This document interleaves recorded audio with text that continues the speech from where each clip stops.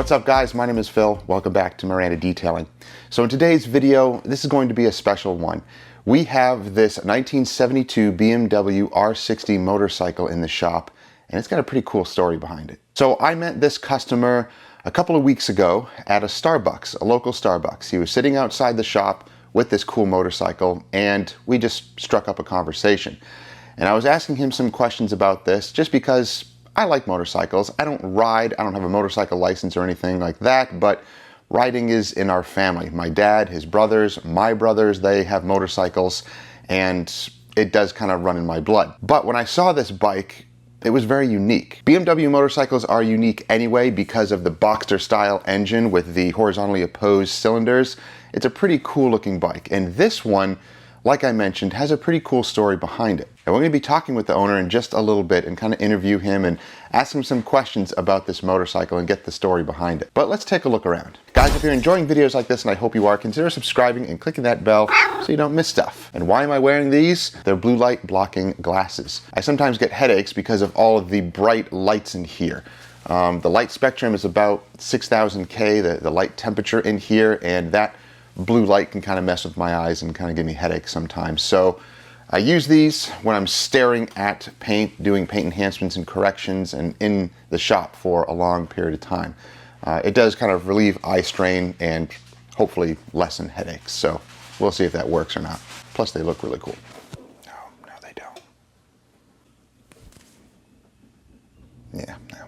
So here's the motorcycle. It's a BMW R60. Now I don't know the models of these older motorcycles, so I don't know what the 60/6 means. If someone does, let me know down below. We're gonna take a look at this thing. It is an older bike, obviously. It's a 1972. We're going to clean the paint here. This, I believe, is original. He said it was original, so we're gonna be very gentle on this, but we're gonna do a light polish. You can already see there's some sort of weirdness here, but just a light polish. We're gonna protect it as well. So you have the fenders under here. The seat actually lifts up, so we have the fender there. All the black painted areas here, all the framing, I want to clean up as much as possible and protect that. All of the rubber and plastic parts, we're going to clean and protect. Of course, we do not put protection on here because it makes it slick. We do not dress tires. We do not dress plastics like this. We do not dress the leather seat. However, I do have specific leather treatments for the seats and for up here that are UV protection but non-slippery, non-greasy. Of course, we have the fender up here, we have the rubber boots, so all of these areas we're going to clean and shine and protect as much as possible, as much as reasonably possible. There are some little pieces we got to be wary of, be careful. We have a little tail light here that's a little loose, so we got to be gentle. Some of these other pieces, you know, we just work very, very gentle around this thing because she's an old girl. But all this grease here, I want to try to clean that up all, you know, as much as possible, make it look nice. So let's get started on this thing. We have a couple of different products we're going to be using today. So as far as polishing, we're going to try out the Hybrid Solutions products on the paint, see how that responds. A lot of the metal and bright work, we're going to use the Renegade Rebel Red and their Pipe Dream. I love this stuff for chrome. It is awesome.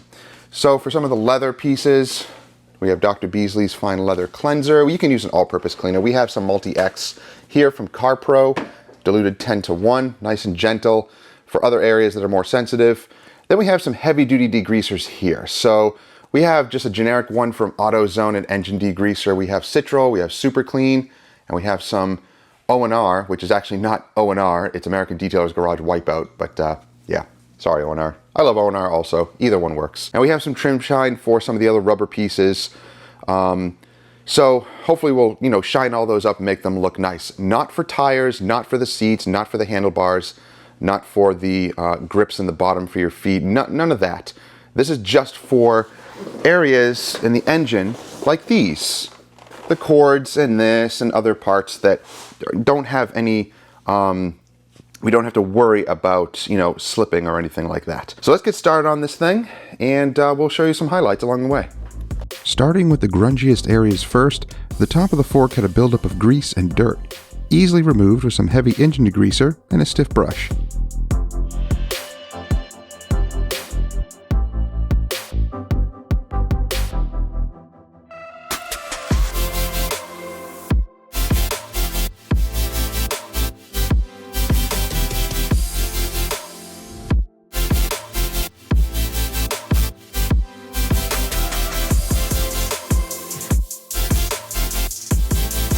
The areas that didn't really need as much cleaning, we used optimum no rinse and lots of towels. The bottom of the frame had years of built-up grease and oil. Old motorcycles like this always have some sort of fluid leaks, which after time builds up into a sludge. I also used some CarPro Multi-X diluted 1 to 10 on the bare aluminum parts and steamed to gently clean those areas.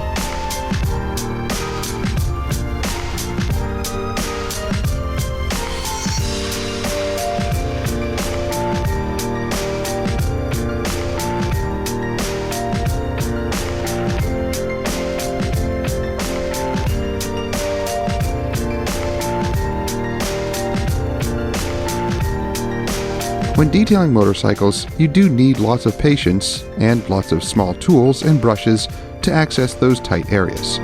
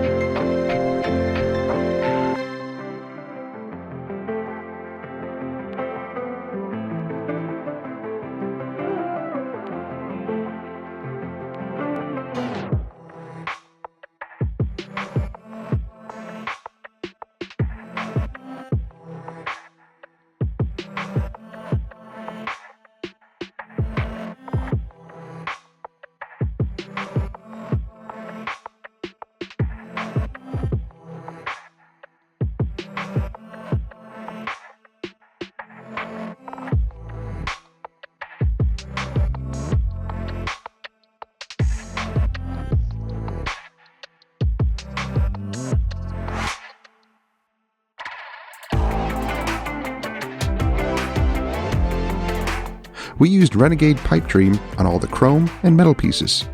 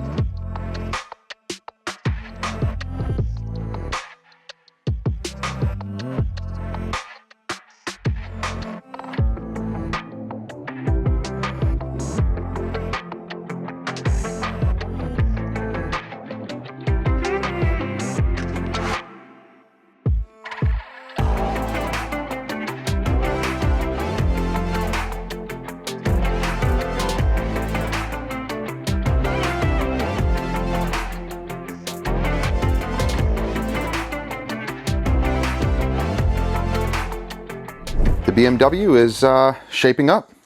Lots of degreasing, lots of brushing, lots of steaming. And yes, we are being very, very careful. So some may say, don't use a steamer, don't use heavy degreasers, we have bare aluminum. Yes, of course. Use that all, with caution. But you can see how bright everything looks. Now, as far as corrosion here, that's just there. That's original. We're not going to do much with that. I might try just a little bit of the Rebel Red on the bare aluminum here to see if we can clean that up a little bit and brighten it up. The aluminum here really brightened up with just degreaser and steam. You can get behind there just a little bit. But wheels are looking great. And all of the black frame that's painted here, that looks great. And Jessica is working on the chrome bits here with Rebel Pipe Dream. So all these little chrome bits up here, they were shined up. They look really, really nice. And any areas that need a little bit of extra attention, we will use a little bit of the quadruple aught steel wool. It's the quadruple zero fine steel wool to get any little rusted areas cleaned a little bit more. So no, we're not gonna go too crazy polishing, all of the wheels and the spindles and everything like that. We just want to clean it up. But already the wheels are looking really, really good. The aluminum is brightening up just from a good degreasing and cleaning. Now look, we do have to be very cautious here. Since we lift the bike up on its jacks here, I'm able to spin the wheel freely, which is great, but these are both broken, see? So we gotta be very gentle. We don't want to steam like crazy in there because you need that grease packed in there. So we're going to gently clean the rubber up here, a little bit more cleaning up here, and like I said, a few more little areas around here. And then we're going to get to polishing the paint, cleansing the leather here, and let's see if there's any other areas. Wow, that looks really good in there. That looks awesome. Any little areas that need a little bit of polishing, then we'll hit. I'm going to just polish. I think this is glass. I think I should be able to polish that, make it look a little bit brighter, make it look nice. But yeah, it's really shaping up.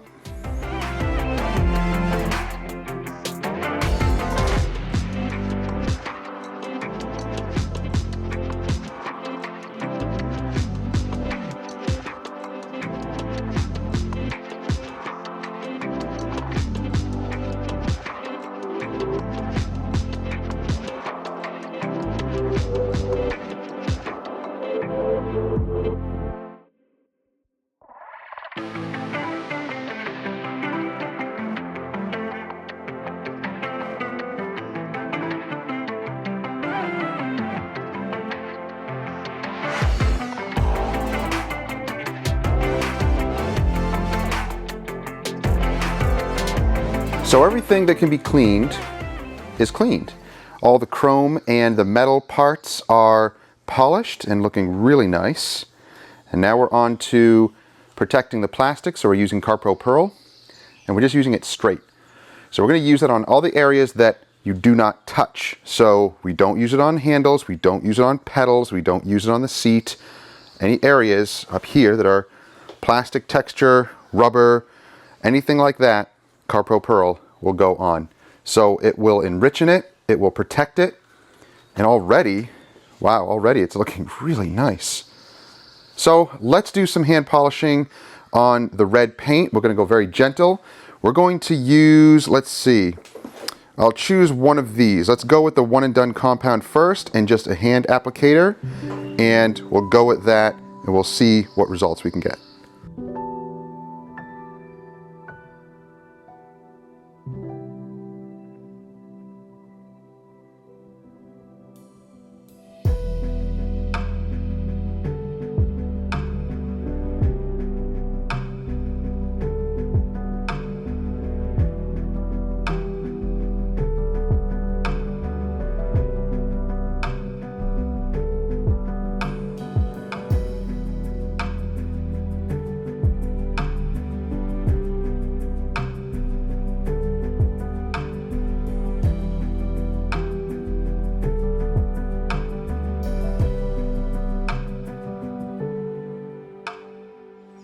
All right, so it's definitely glossing it up, and it is single stage paint. Yep. So we do have to be careful with it. I'm not going to machine polish it or anything like that, but we are just going to hand polish it and gloss it up, make it look nice. I don't want to go any further than what is needed, just because of the age of the motorcycle, condition of the paint. It's not the greatest. I actually don't know if it's original or not. It looks like it had a little bit of repairs and spray painted. I'm not sure. But it doesn't matter. It's still looking nice though. It's glossing up. And even the black frame parts here, just hit it really quick with the one and done compound, and it just brightens everything up. Makes it look really nice.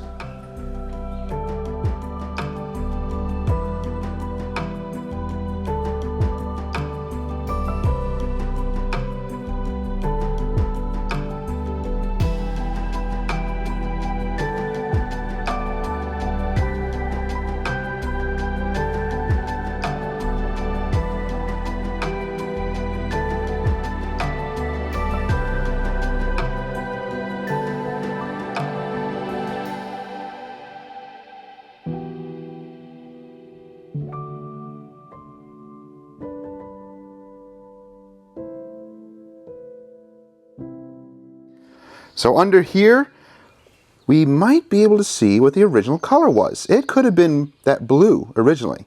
Maybe. I don't know. I'm just, you know, or that could just be primer. I don't know.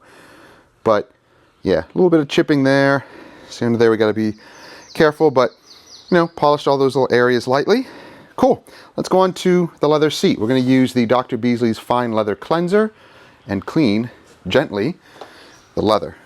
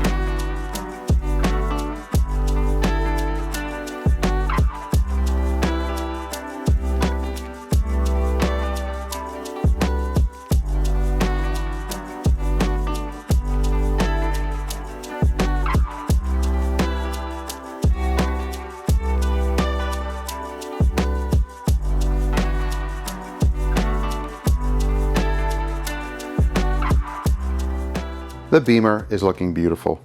We just applied the graphene paste wax over all the painted surfaces, just polished up the headlight a little bit, and applied the paste wax to all the lights and the little mirrors here as well, and all of the paint work, even underneath the seat here, and all of the black framing, as much as possible, as much as I can get. So it actually, the black frame looks really, really nice. It's got some rust and corrosion here and there, but it is clean. Even all the way into there, as much as we can reach, it was degreased and steamed and cleaned. Yeah, it is looking beautiful. All these parts cleaned up and protected.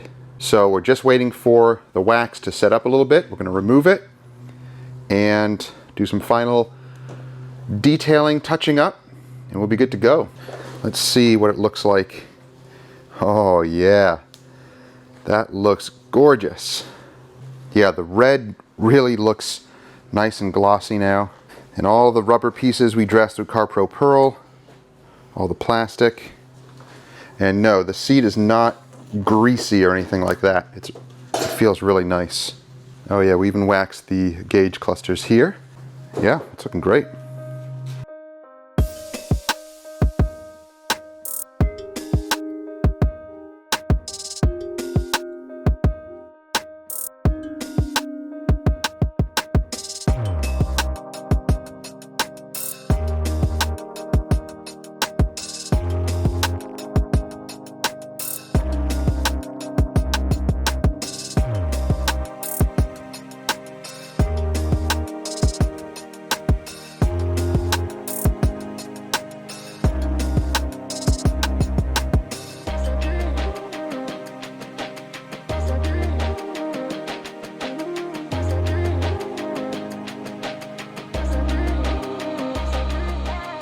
Man, I'm like geeking out over this.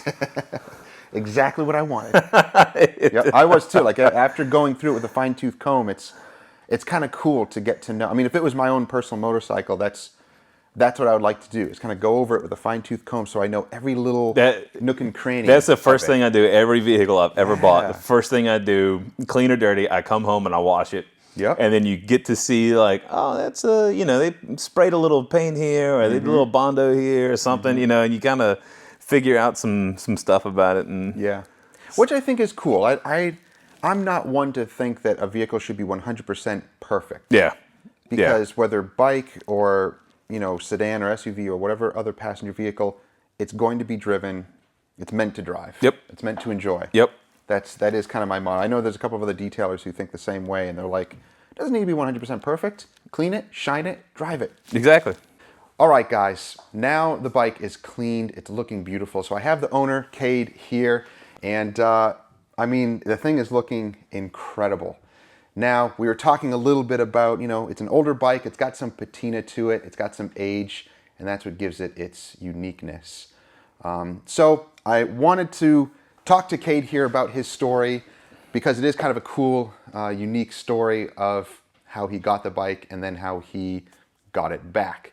So Cade, let's tell your story. When did you first get this, and the whole backstory behind it? Yeah, so I guess it was probably, my wife and I had just gotten married, because we were living on a house on Riverside Drive that I bought specifically because I like how twisty the road was. And my neighbor had a couple extra motorcycles. I used to ride up and down with his motorcycles. And then, I convinced her, we didn't have kids at the time, so it was easier to convince her to do some crazier stuff.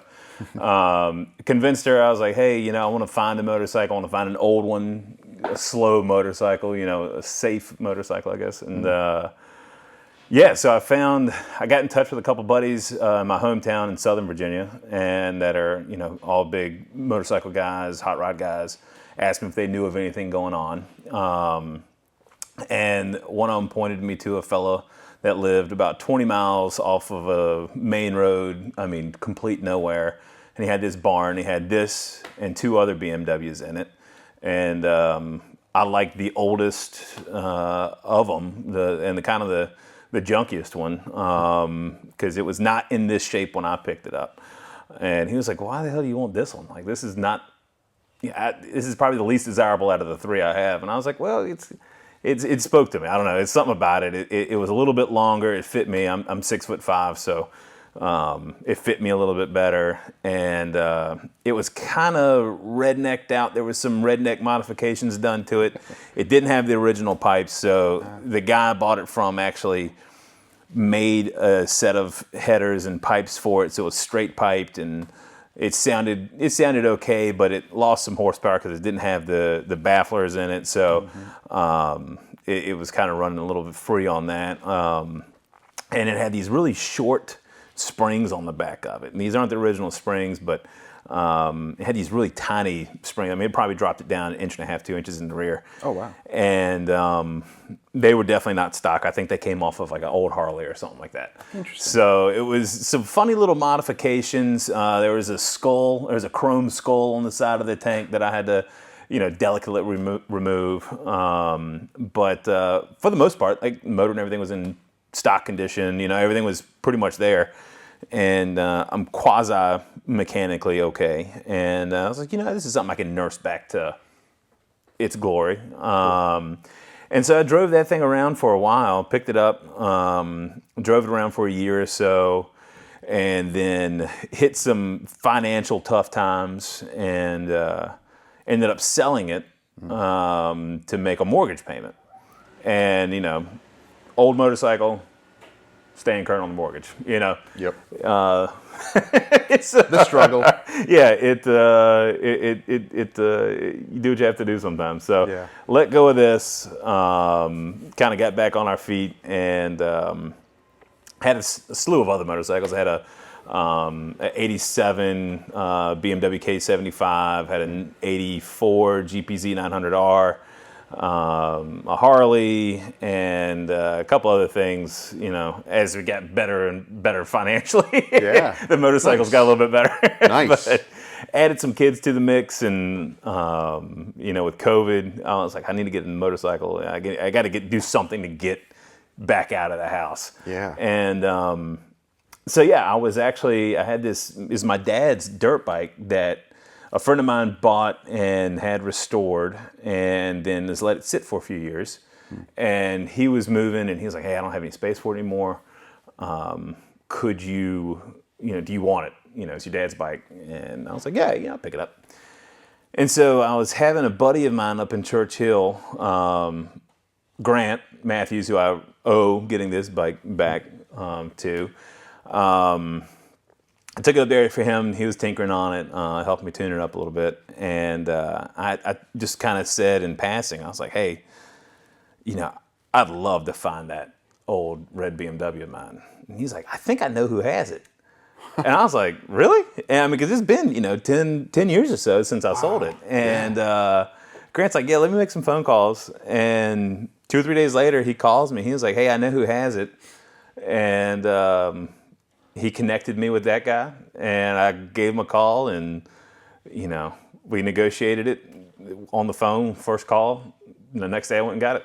Wow. So what are the chances of that after 10 or 12 years? I know. And right? I mean, the cool thing was it was in better shape than I let it go, because everyone who had owned it since I had it was affiliated with BMW motorcycles in a way, either a mechanic or, they took good care of it. So the fact that not only I found it, but I found it in better shape than I had it in was awesome. I mean, nice. They put the original pipes back on it, and put not original, but original spec shocks on the back of it, dressed it up a bit. Yeah. But yeah, I sold it to Velocity Motorcycles back when they were in business up in Scott's Addition, and yeah, they took good care of it, and 10 years later, fast forward, here we are with it back in my shed. That's so cool. Yeah, that's just such a cool story of being able to find it back again. Do you think it had multiple owners between that 10 and 12 year span? Or? I think so. Based on what I've heard, is that it had changed hand a few times, but it was all within the same kind of circle. Wow. Cool. of guys. Yeah. And so it kind of moved around, it kind of stayed in the family, but went to different cousins' house kind of thing, Yeah. So Yeah, I mean Because I mean, within that 10 to 12 years, it could have gone anywhere. It could have yeah, I gone mean, out of state, and you would have never seen it again. exactly. It could have been wrecked. I mean, Yeah, it you could know, have been wrecked, it's but- 1,000 things that could have happened in that Yeah, period of time. yeah. It's like a cool reuniting story. Yeah, yeah. I know, mean, and the funny thing is that after I sold it, I went to Velocity, and this is, like I said, 10 years or so ago. I went to Velocity, and they had it on the showroom floor after they had, put it up for sale there. And the guy, David Brown, who ran the front of Velocity, he was like, "Hey man, you want to take it for a ride?" And this is probably a year after I'd sold it. And I was like, yeah, I'd love to get on it. And, it felt like home again.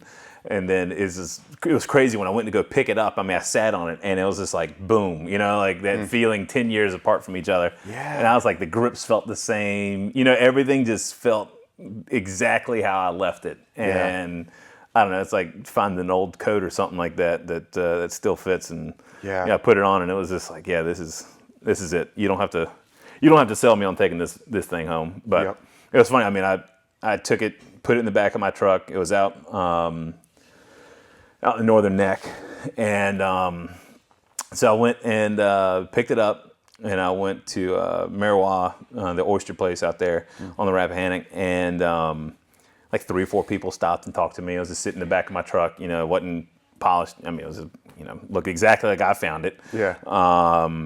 And then, the next day I'm out riding, and I guess it was like a week later is when I bumped into you. I mean, I hadn't had it long. I mean, I think I'd had it 2 weeks when you and I met at the Starbucks. But every time I go anywhere in this motorcycle, it's just like everybody has, I don't know, it resembles like very pure belief in motorcycling. It's like a tractor. I mean, there's nothing, it's not fast, it handles good. But I mean, it's not, overly anything. It's just, everything's manual. There's nothing automatic to it. You got to cut the gas on. It's manual drum brakes, manual transmission, obviously.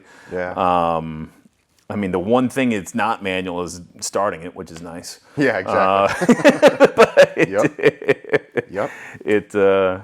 So, I mean, it's all raw, it's all raw, and it's like you got to manhandle the thing. Yes. It's not cushiony and Yeah. no radios, no fancy electronics, nothing like that. And it's just all rawness to it. It has a speedometer and tachometer, both of which are approximate, Approximate. Yeah, you're going around 60, could be 70. Yeah, the could be speedometer lower. is like between 45 and 65. I'm like, it hovers. maybe I'm in the middle, I might be going 55 or 60 You right got now. to do math to figure out how fast you're going or your tach. Yeah. I need like a tattoo on my forearm so I can pull my sleeve up and be with an like, equation. Yeah, 65 equals 45. Yep. It is funny that one time I drove this down to my parents' house.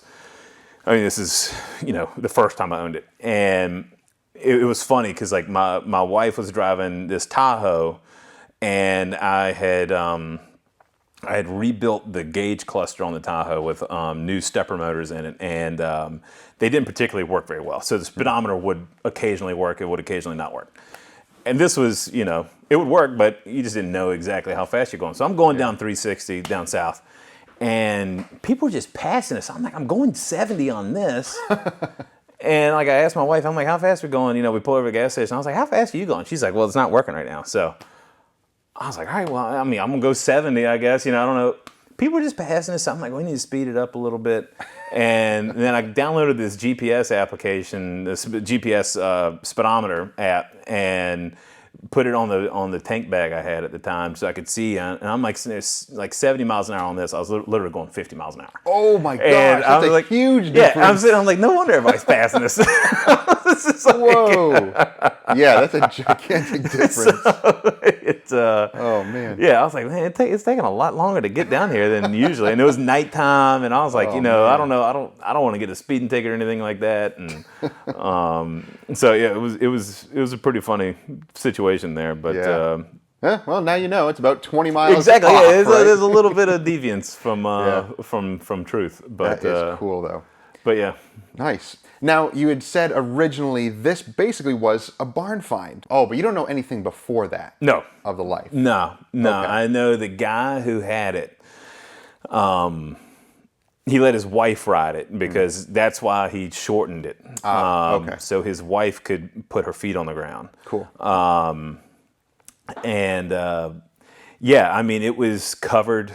He had a sheet over it, and it wasn't dirty, it wasn't clean. It was just typical, what you would see if something sat for a while in a barn, and it was a metal building, so it wasn't open air or anything like that. Cool. But I mean, there was no really any rust or corrosion. Yep. That was the first thing I looked at. I'm like, has this thing sat outside for 20 years before he put it in this barn? Right. I couldn't find any signs of that. I mean, the frame, it doesn't look like it. Yeah, all the frame joints and bolts and everything. There's patina, but it's not, earth-shattering rust. Like, Exactly. if you found an old CJ in a barn, then, it would be. Yeah. There's nothing like breaking on it because of the rust. There's no corrosion. There's none of that. And It's even the just hoses and stuff. Like the hoses were still flexible.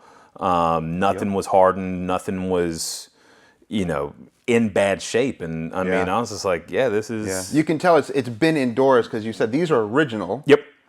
And you saw in the video how we cleaned the boots up here and how good they look. Now, I mean, they look almost brand new. So it's kind of indicative of it being inside. If it was outside in the sun would have destroyed so many rubber and plastic parts on this thing. So it was definitely well kept, at least, hidden in that barn for a while, for who knows how many decades, until it was kind of brought back to life and somebody can enjoy it again. Yeah, and that was like one of the first questions I asked the guy I bought it from. I'm like, what was this before?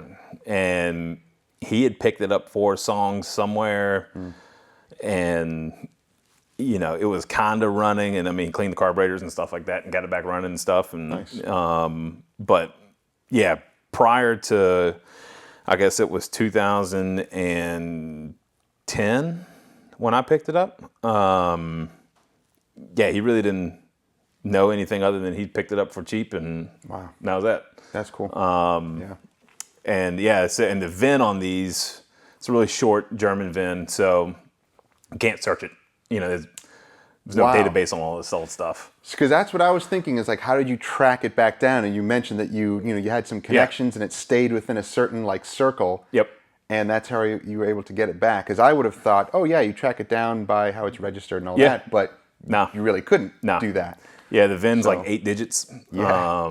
It's more of a serial number than it is a VIN number. True.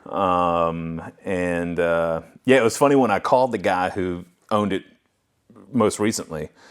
I was like, hey, I think you have my bike. And he's like, well, come check it out. And I was like, I can tell you 2 things about it, and I'll know if it's mine or not. And I told him, I was like, it's got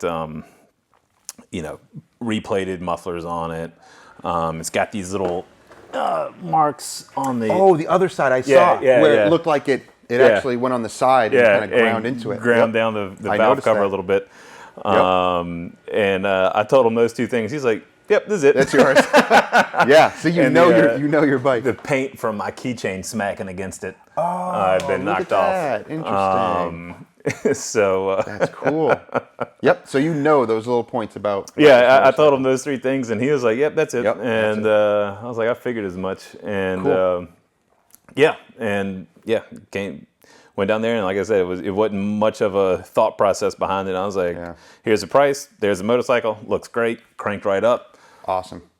Put it on the truck. Came home." Yep. Love it. Such a cool story. Yeah, I really appreciate you being willing to have me detail it for the day. And just, so how we met, basically it was just a local Starbucks that we went to and getting our coffees. And I saw him out in the parking lot sitting there with the motorcycle. And when I see something unique, I got to go talk to the person and find out some information about it.